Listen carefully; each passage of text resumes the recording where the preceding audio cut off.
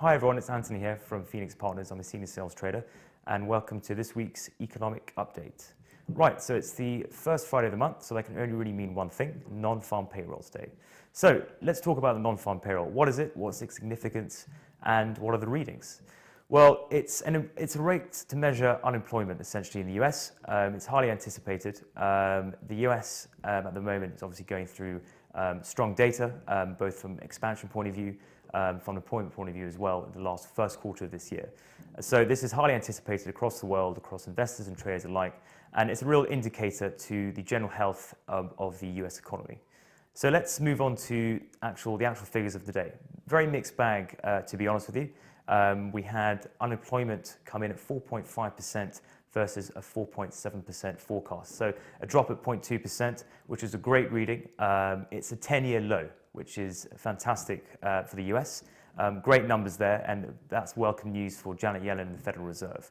I guess from a mixed data point of view, we also had the actual non-farm payroll print come out.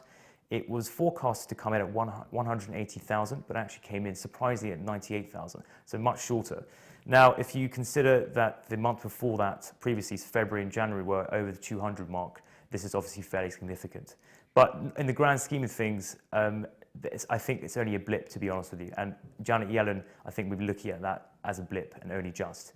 The average earnings as well came in at 0.2% as forecasted, but down from the month before at 0.3%. So mixed bag for data-wise in the US, but against that, we did see dollar rally a little bit as well off the back of it.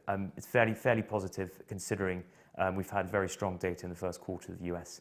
So I think for Janet Yellen and the Federal Reserve, interest rate hikes should be well on course for this year. You know, there's talk of 3, perhaps even 4. So ambitious market in the US, and Janet Yellen will take, I guess, these latest figures with a pinch of salt, particularly with the actual non-farm payroll figure.